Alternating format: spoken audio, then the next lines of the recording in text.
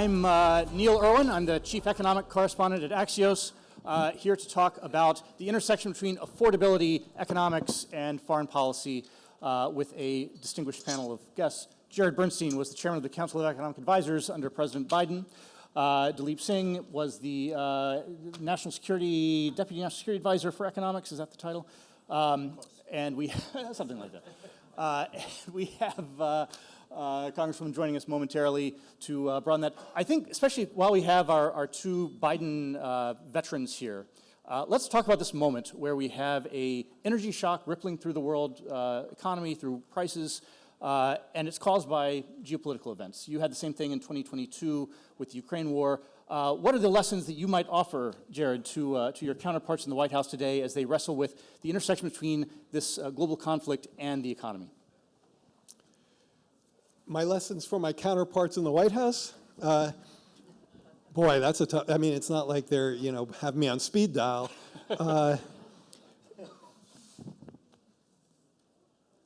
Let me start with a different president. When I worked for Obama, he did a very nice thing when we left. When I moved on from that job, and he had my family come in and take a picture with him, which is really nice. And my daughter, who at the time was 9 years old, this was a time when gas price was spiking, said to me in the anteroom before we went into the Oval to talk to Obama and get a picture with him, "Why do presidents always get blamed for high gas prices?" And I said, "Oh, you got to ask him that." And so we went in, and she said, "Mr. President, why?" And he said, "Yeah, I know, that's not fair." What obviously, it seemed, it was extremely clear what the source of that shock was, and it was, exogenous in the sense that Putin decided to do what he did. In this case, this is a war of choice. And so I would say, don't do something like that if you can avoid it. And it looks to me like the amount of planning and thinking and insights that went into possible consequences regarding the choke point of Hormuz was wholly insufficient. I think what some of the reporting has suggested is that the president actually got decent information on what might happen, but chose to ignore that. So if you cannot choose to engage in a conflict that's going to have this impact on energy, and I guess the only other thing I would say about it before I give Daleep a bite at that question is that we were very sensitized to supply shocks.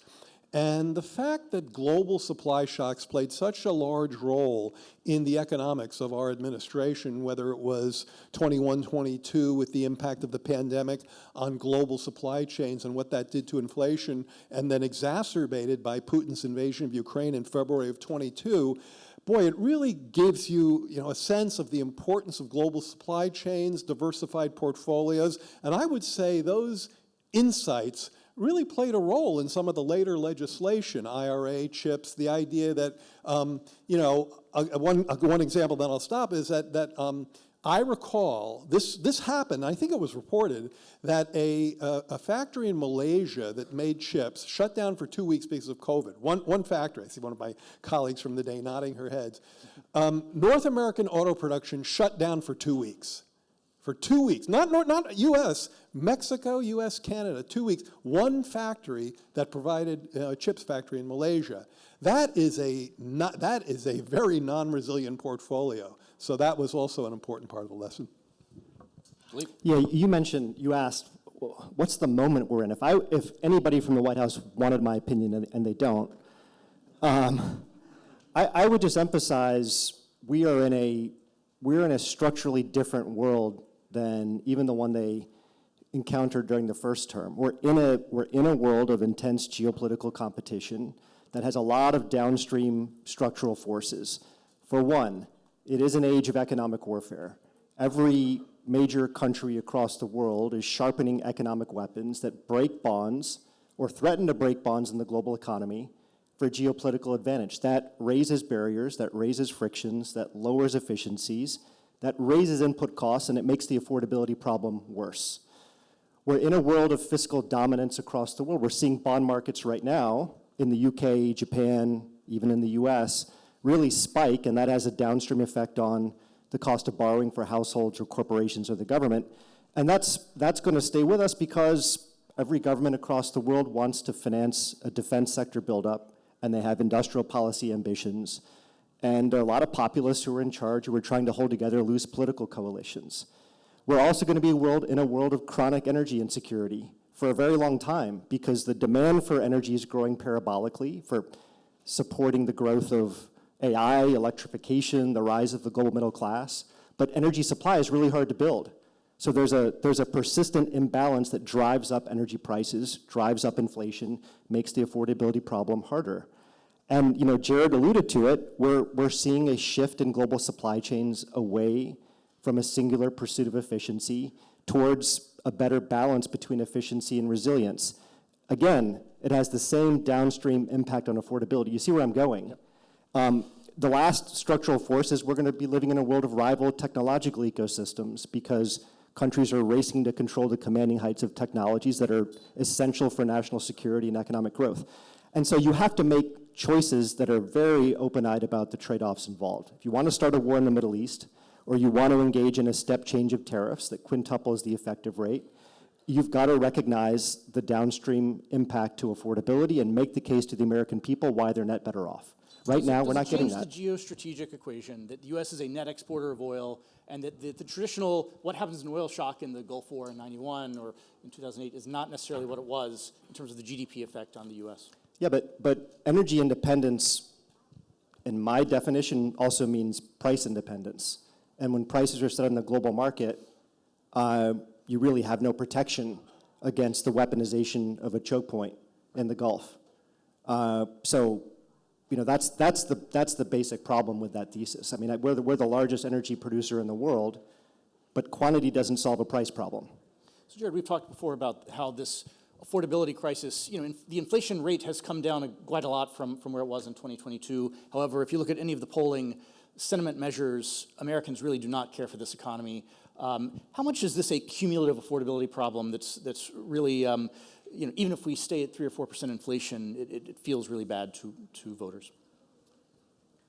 Very much a cumulative affordability problem. If we stay at 3 or 4% inflation, people are going to remain very, very unhappy about, here, nice to see you. Good, welcome. People are going to be very unhappy about the affordability constraints they face. And my experience in the White House in this period was inflation peaked at 9%, 9.1% in June of 22, a fateful night I will not forget. I say night because we get the data the night before, and so we freak out before you do. When the inflation rate started coming down, and by the way, it started coming down as quickly as it went up. Those slopes on either side of that mountain are comparable. I would go out to what we call WHNL, White House North Lawn, where we spoke to the cameras, to the media, and we'd say, hey, inflation was 9%, and now it's 2.5%. And everybody would be like, well, so wait, my eggs prices are just going to go up more slowly as opposed to fall? People remembered what things used to cost, and they wanted their old prices back. So if you look at the gap between groceries, so I have a Substack, which I hope you all should check out, especially because I put a chart on it today, which speaks exactly to this point. If you look at the gap between where grocery prices, the level of grocery prices are now compared to where they were before the pandemic, it's not just that there's a gap there, it's that the gap is growing. Grocery prices in particular are being hit by the fact that 80% of our food is delivered by trucks, and they run on diesel, and diesel prices are up $2 a gallon. And fertilizer is a pipeline problem in that regard. So the pressure on the price level continues to bedevil people in the affordability space and drive this gap between overall macroeconomic growth, which is pretty good, which is one of the things you were referring to a second ago. You can actually have GDP cruise along at about a 2% trend, which is trend growth, and and have an oil problem given the diminish dependence. So let's turn and welcome to Congressman Singh Kamlager-Dove from the LA area on the House Foreign Affairs Committee.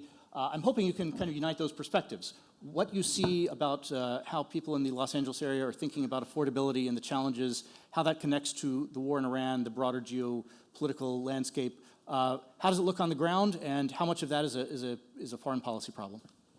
Well, first of all, thank you for the invitation to be here, and apologies for my slight tardiness. It's hard to be here when you're the only one here because the schedules all got changed, but anyway, that's a whole other thing. You know, it's a hot mess, is what I'm going to say. That is not a technical term, but it's real in the field because prices seem to be going up everywhere all the time, all at once. You know, the reality is we are at war with Iran, and many of my constituents don't exactly know why, and they don't know how long, and they don't understand the outcome. And generally, when you have a country that says it's going to go to war, there's been a run-up where you're getting buy-in, and people say, okay, I understand why you are going to be asking me to make sacrifices, economic sacrifices, and I am willing to do it as an American because of X, because this is the war that we're entering into, this is what we're fighting for, etc. So my constituents are saying, well, I have to now pay $7, $8, $9 a gallon for gas across California, and I really don't know why. How am I sacrificing in this way for this war? And they're saying it because 6, 7, 8 months ago, they were paying $15 for a dozen eggs because of the tariffs. And I had constituents, and I was one of them. You'd go to the grocery store, and it would say you only were allowed 1 dozen, or you'd go to some grocery stores, and you had no eggs at all. We have a foreign policy with these tariffs where an administration is saying, well, tariffs across the board. I am co-chair of the Brazil caucus. We get a lot of goods from Brazil. We had a trade surplus with them. So why are we putting tariffs on them, which ultimately mean that American consumers are paying the price? Well, then we had an administration that said it was because he was upset, they were upset that Brazil was, managing Bolsonaro. Well, what does Bolsonaro have to do with your coffee or your sugar that you're buying here? And I don't know about you, but I drink coffee every single day. And I have seen the price of a bag of beans go up to like $25, $35 a bag. So my constituents are definitely willing and wanting to be patriotic, and they are willing to make sacrifices. But they certainly don't want to do it if they don't know why, and if they don't know for how long, and if they don't know if at some point they will see a benefit. And I can't answer any of those questions when they ask me them about this administration and this foreign policy. So Daleep, let's talk about trade and tariffs. This fits in with the theme you were talking about earlier of, in a supply-constrained world, you want to be very strategic about things you do that might increase prices. Where do we stand with the tariff regime? The Supreme Court rejected the legal authority that most of them had been implemented under. It's kind of battling its way through the courts. Where do things stand now with global trade and prices? Okay, so let me put it this way. About a third of everything Americans consume are goods, okay? And about 1/3 of those goods are imported. And the tax on those imports in January of 2025 was about 2 cents of every dollar. And it's roughly quintupled. The court rulings are making that number fluctuate, but let's say— At one point it was up to like 17, 18%. Now it's back to like 10. Depends on how you incorporate substitution and all the, but let's say it's quintupled from where it was. Right. Okay, so the question is who's paying that tax? And what we now know, we've had at least a year of evidence to assess. There was a claim that foreign exporters might pay the tax by just reducing their profit margins. We're not seeing that in the data.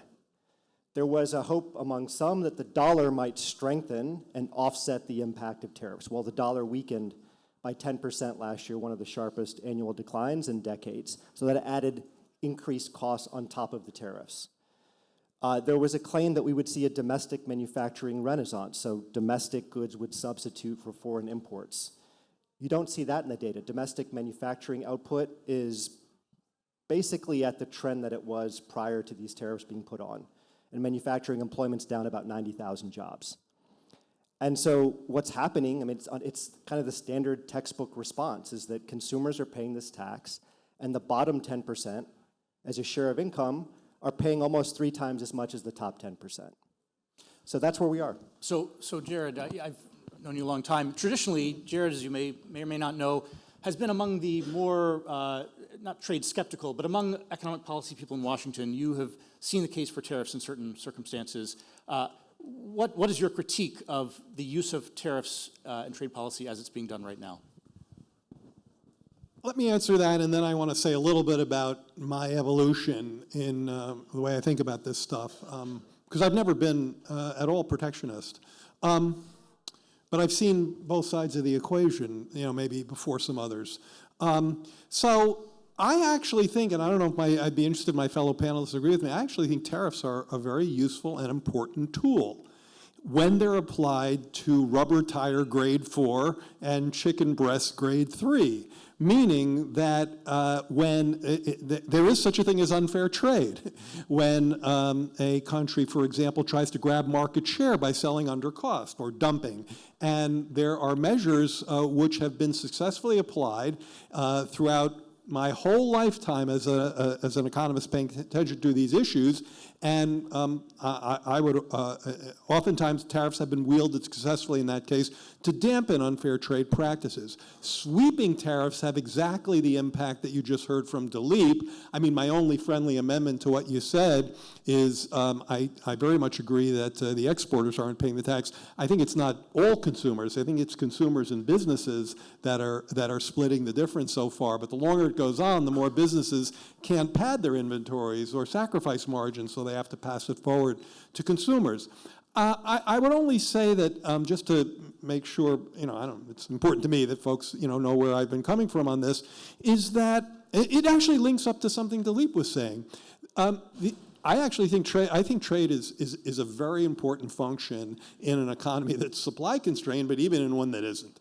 And that is through international trade, we increase the supply side of our economy, of others' economy, and that's a really important way to grow. What I object to and what we've missed over the years is the argument by many economists, who you don't hear it as much anymore, but when I was coming up, it's all you heard, was that there are no downsides from this, that all this extra globalization is purely great for people, and if it looks like it's hurting them, it's because they're not smart enough to go across the street and get a better job. And that was always wrong. It completely discounted the experiences of many people who were hurt by globalization, and it helped usher in a horrible politics which we're living with today. Congresswoman, what sort of trade policy would you like to see that tries to avoid some of the negative effects of trade that Jared was describing while keeping prices low, keeping goods available? LA obviously a hotbed of trade. So I agree that you can have tariffs when they are targeted, when they are focused. This sort of arbitrary across the board is not making any sense. And I have I do a lot of small business roundtables and business roundtables, and I've heard so many stories of businesses saying, I don't think I can weather the storm. Or I have folks who've said they just had to cash out because they just could not afford to stay in business. And these are businesses that have been in our community for 15, 20, 35 years. We need a trade policy, quite simply, that helps the United States, where you're looking to build relationships with countries that will play a strategic role in our ability to remain competitive. And I can't say that I'm seeing that right now. I mean, we just are getting intel about this trip from China, and hey, I don't know about you, but I don't know if the United States came out on top with this. You know, there are some CEOs that went and left with some deals, but I can't say that any deals were made that are benefiting the American people. Well, that definitely, I think, that's important to me because I'm the ranking member on the subcommittee on South and Central Asia, and export controls and chips, AI chips, and how we remain competitive, incredibly important. So the ways in which we are designing trade policy to allow us to, you know, have some national security protections that allow us to have a competitive edge when it comes to AI, that allows us to sort of work with other allies so that we can find a way to maintain some dominance over China in this space is incredibly important. And I can't tell you with any degree of confidence that what I'm hearing from the administration when we have our meetings with them gives me any sense of confidence that they're working on something that's going to benefit any of those issues. On top of the fact that, you know, part of what we're seeing coming out of this administration with regard to foreign policy deals with visa bans, right? And that has a real impact on education and the kinds of talent that we're attracting, and then how we're using that talent to help us in other spaces like trade, like investment, et cetera. Daleep, let's talk about this this Trump-Xi summit last week, and this broader relationship. You alluded at the beginning of this to how the kind of relationship between these great economic powers is evolving. What is this relationship now? What is this going to be in the decade ahead as we get away from this model of you know, China's kind of the factory to the world, and it's much more involved in high-tech products? I have no idea what our China policy is right now. I genuinely don't. All I know is that the terms of trade between the United States and China are still not fair. I mean, it goes to the point that the Congresswoman made, and Jared as well. And they're unfair in terms of labor standards, environmental regulations, the level of subsidies, currency management, corporate taxation, on and on. And the fact that it's still an unlevel playing field is creating serious and lasting harm in trade-affected communities, to their jobs, to their wages, to their living standards. And I think the flaw of globalization that we're all probably willing to articulate, and so would the administration, is that it treated the American citizen only as a consumer, chasing the lowest cost, instead of a worker that wants a dignified job and the ability to anchor their families and their communities. So I don't know, it seems to me the summit really made no attempt to level the playing field on the terms of trade that really matter for those communities that are affected by trade. It seems to me what we did, and we don't have all the details, is we received some purchase orders for soybeans and Boeing aircraft. It appears that we are going to further loosen controls on the crown jewels of the American economy, second or third generation AI chips. And it also appears that we're walking away from a longstanding policy of deterrence when it comes to a potential kinetic action against Taiwan, which will have massive multi-generational effects on the credibility of our security umbrella globally, and will eventually cascade back to American families as well in ways that are unpredictable. So, yeah, that's how I see it. It's a hot mess. It's very encouraging. Other than that, it was great. Yeah. Fantastic. Yeah, that. I mean, I'm shoulder to shoulder with everything Daleep just said. I think Trump, his foreign policy, with the apology for a dad joke, seems to be plucking petals from a daisy, wondering if she loves me or she loves me not. Hey, it's not easy to make a dad joke in a foreign policy. Thank you. But the thing I would the thing I would amplify is, if there is a foreign policy in there, it's obviously transactional, and the deals that we may or may not have gotten, apparently the Chinese contingent hasn't agreed to them. So it's not even clear whether there is a set of purchase orders.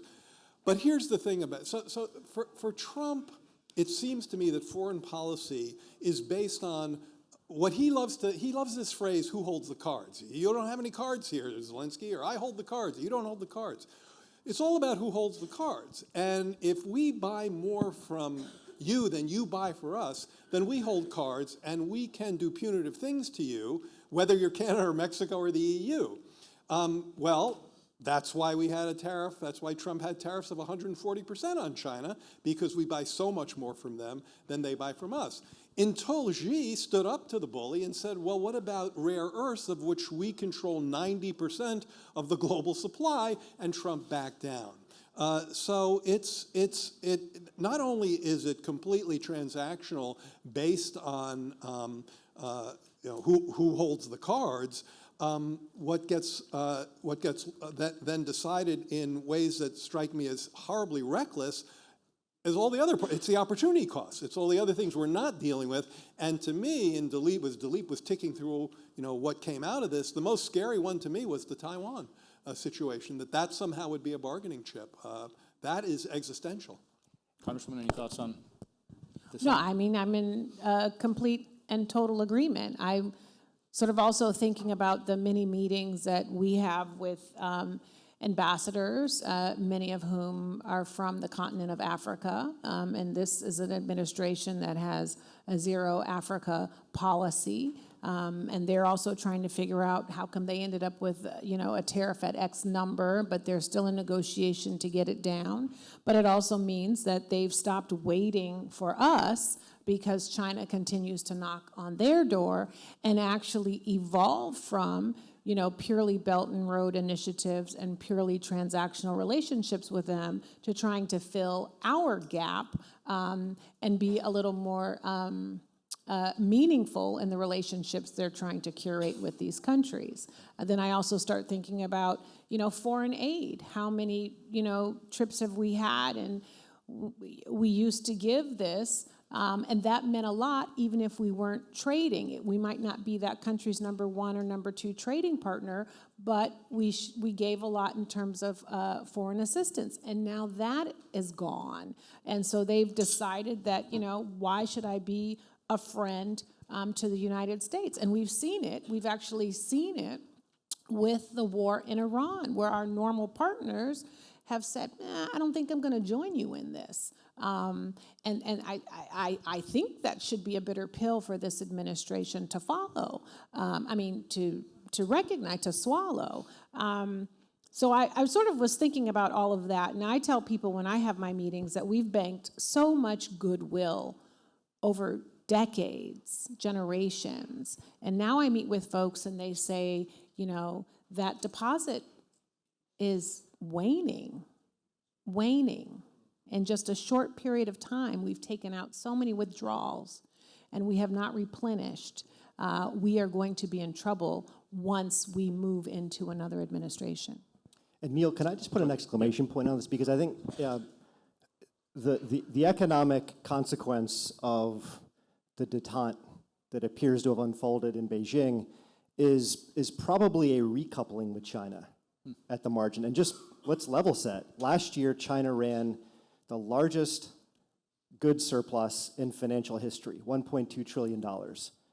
Okay, about a third of its entire growth was driven by net exports. That's the highest since the first China shock of the 2000s. But and your question alluded to it.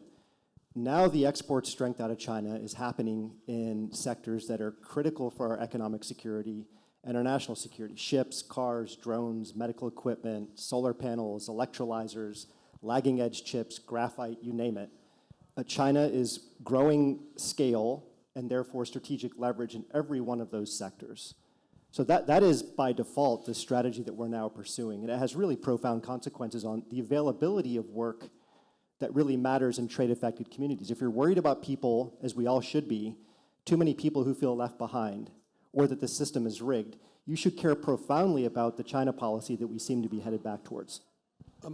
Let me reflect on a couple things and introduce one element of disagreement among the panel, because we're all so damn I'm going to lose my moderator's badge if I don't get some disagreement. No, I think this will work. Daleep and I have already disagreed about this, so we can continue to do so.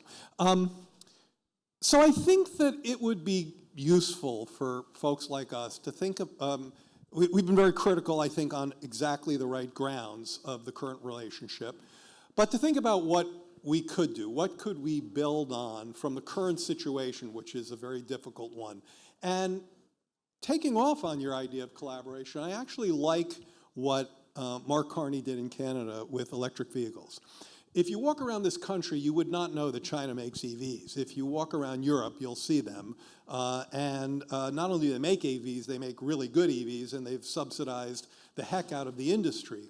What Carney did is he said, we'll let you export 50,000, so it's a quota, 50,000 BYDs or different types of EVs, but on the condition that there's a technology transfer, that you help us develop. It's basically inverting what was the U.S.-Chinese industrial relationship. Correct. Reverse engineer these. So I want to do the same thing here.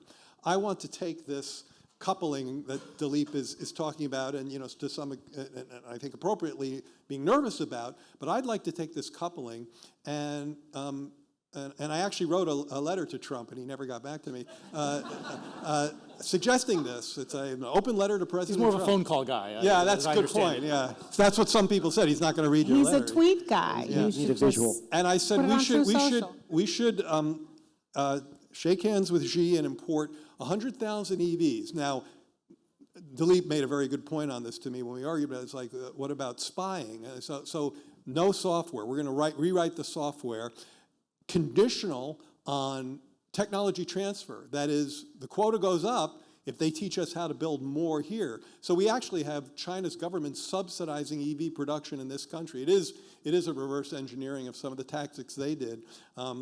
It's actually unfolding pretty well so far in Canada, and I think we should do that here. I think a recurring theme of our conversation this morning is that there can be good strategic purposes to do things that are costly, right? There can be particular tariffs, particular geopolitical actions that you just have to do, and if that helps, it's not great for affordability, so be it. But when you do all of these things in all these countries all at the same time, and people already have dealt with 5 years of very high inflation, the politics of it are really bad, and really the strategic aspects of it are not that great. Congresswoman, if anyone from the administration is listening, anything that you would hope that they hear from this set of themes we've been talking about today? Well, if anyone from the administration is listening, I would just tell them, stop doing what you're doing immediately, because it's just not working. Hey, look, I mean, most of my constituents really, you have to connect the dots with them when it comes to foreign policy and economics. And I use this example because it comes up quite a bit about USAID. There was this very strange and misinformed narrative that we're just throwing money away to all of these other countries. Well, it turns out that many of the products that USAID was using were products that were made here in the United States. And so our farmers, our businesses were supplying the goods that were then being used, shared, distributed in all of these other countries. Well, that really benefits the American people. Not having that framework is doing a large disservice to the American people, who I think are incredibly generous, and they want to be generous when it comes to foreign policy. But when you do not have a why, when there isn't a strong narrative, it makes things very complicated. And so I'm in Los Angeles. We are gearing up for the World Cup. We are gearing up for the Olympics. And when my constituents are talking about foreign policy, they're like, well, why are these tickets so damn expensive? Why? Clap on that, right? Well, why were the hotel prices so exorbitant? But then, of course, now no one wants to come because they're afraid they might get deported. And so fans, money that usually is interested in coming here to us is maybe now going to go to Canada or Mexico or some other place. Well, we stand to, it's like $30 billion or something crazy. That's probably a very low number that many of our cities were expected to earn off of this sporting event. So that's what they're thinking about when they're thinking about foreign policy. That's what other folks are thinking about when they're making a decision about how to spend their money. I could use a similar example with regards to The graduations. I just had a graduation celebration over the weekend.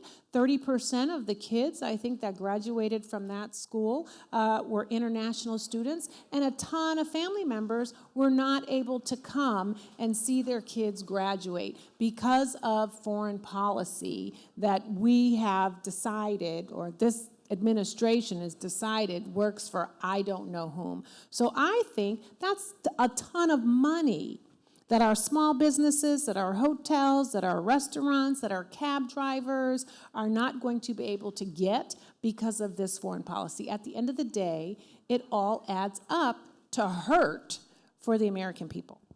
So we're going to go to the room in just a second, but I want to ask one final thing. We have two officials from the Biden administration here, and as you may know, in a typical White House, the CEA chair is focused on the unemployment rate, on what's happening in the domestic economy. The person focused on international finances, we're worried about strategic international affairs. Those can come into conflict. Are those roles becoming more similar? Is there more importance that the foreign policy world think about affordability and the economy and vice versa? Let's be quick so we can get to questions. Absolutely, and I think you've heard that in Daleep's comments today. And in fact, one reason I was constantly late for meetings was because he worked right across the hall from me, and we'd run into each other, and we'd have conversations about precisely this. And so no question that affordability constraints tie very closely into foreign policy, and all the ways that you've heard the Congresswoman talk about as well. I do think the fact that Daleep started out with, which is that our goods imports are 11% of GDP, so it's not the whole story by a long shot. And, we're talking about jobs. Manufacturing employment is what, 8-9% of employment now? We need to think about service employment as well. So, let's keep it real there. But these connections are deep and important. Just very quickly, I of course agree with Jared, but the way I put it to myself is we are living in the most intense period of geopolitical competition in at least 30 years, maybe 80 years. And I think because most of today's great powers are nuclear powers, it's shifting direct conflict among great powers away from the battlefield and into the arena of economics and energy and technology. And so that brings the world of Jared and my former world very closely together, and that's where you have to think about trade-offs in a very clear way. And I'm afraid all too often recently we haven't been. You're talking about jobs, so it just made me think of, in Georgia, the Hyundai plant, they had that huge raid, and they detained all of these Korean workers who were there actually to, help train American teach us how workers. to do batteries, right? Right, Yeah. right. Detained all these workers. There was a huge issue for the South Koreans. In my district, there was a raid, and they did the same to Korean workers at a fashion apparel business. Well, we have good relationships with South Korea. So then, of course, just want to add, they're pissed, right? They didn't get a real apology. And now we're learning that South Korea has been some kind of, interloper, facilitator with China when it comes to AI chips. So you might be thinking on the one hand, well, this is immigration policy, this is ICE, all of this, but it certainly does, I think, pop up in other areas of foreign policy when one of the things that we're fighting over is a competitive edge when it comes to technology. And you're like, okay, well, this is a country that used to be a partner, and hey, and maybe they don't trust us right now, and so are they going to work with someone who's working against us? Great. Let's, do we have a couple of microphones out here? I want to start right here. Hi, Nelson Cunningham on the board here at FP4A. Great to see you all again. So 2 years ago, the Republicans beat the heck out of Democrats on the issue of affordability. And this year, Democrats are leaning into the affordability issue and getting ready to beat the crud out of the Republicans on affordability.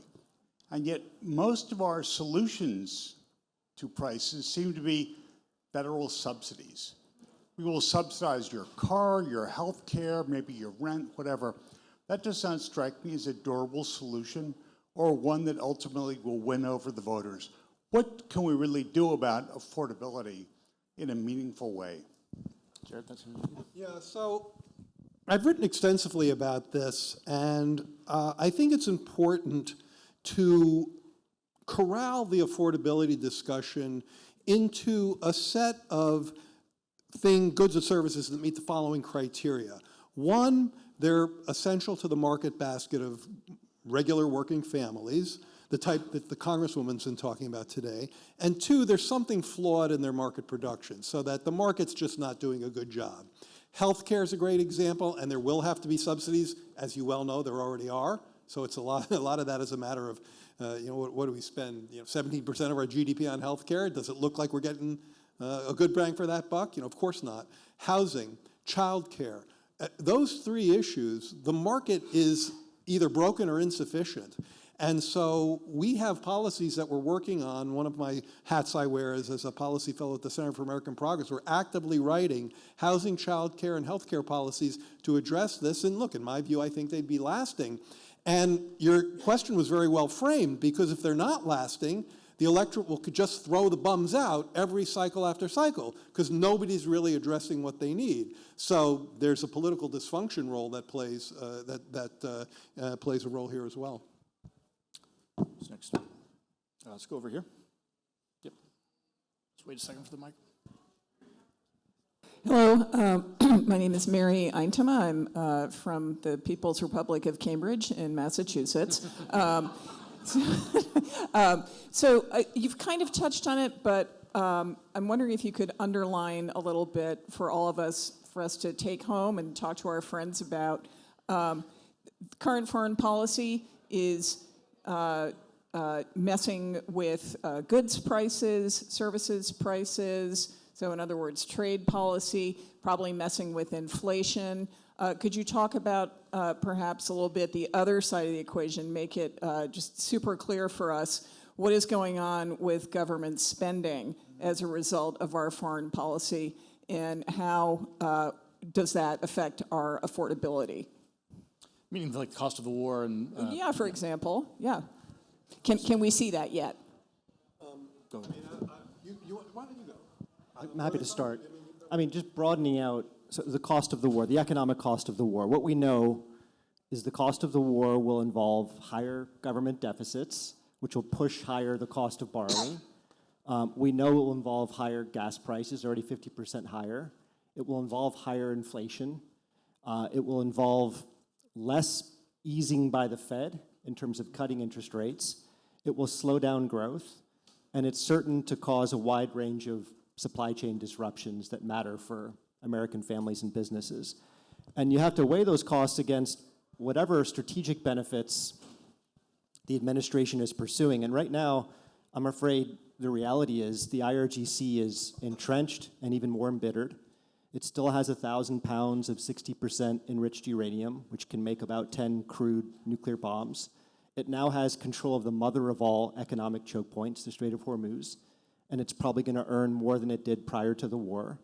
We know that America's adversaries are being enriched from this war. Russia is earning more energy export revenues than it did at any point since 2022. China is now seen as the more responsible stakeholder by a wide margin. So it's putting a lot of weight on any deal that comes forward. And in the meantime, at the kitchen table, gas prices are up 50%. That's going to cost the average American family that has one car in its household and drives an average number of miles at least $1,000. Diesel is the fuel that transports food to grocery stores and powers farm equipment. And it raises the cost of food, whether it's beef or poultry or eggs or vegetables for everyone. And it's a really nasty outcome with no prospect for anything other than the deal that we were in 2018 and that we walked away from. You're kind of a Debbie Downer. Sorry. You would also just add to all of that and then give your friends a cocktail. That we also don't know when this war is going to end. So all of those things that you just shared could continue. And the United States is not in a space where we can share the costs of all of that with partners, because we are in this alone, because it doesn't make any sense. And then also, I do want to say, on top of all of that, lives are at risk of being lost. And you can't ever get that back.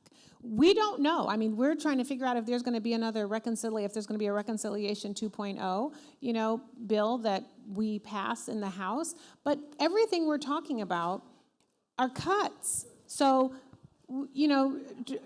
hundreds of billions of dollars cut to healthcare. That's something that people feel immediately when they get sick and they have to go to the clinic. I'm in Los Angeles. There are 50 community clinics that are proposed to be closed because of the big ugly bill. There are about a dozen or so hospitals that are expected to close because of the big ugly bill. And we're not hearing about any kind of mass infusion into the healthcare system to make sure that all of those providers stay open. That's something that people are going to feel. Some folks work 2 and 3 jobs. They can't afford $6, $7, $10 in some rural spaces a gallon for gas.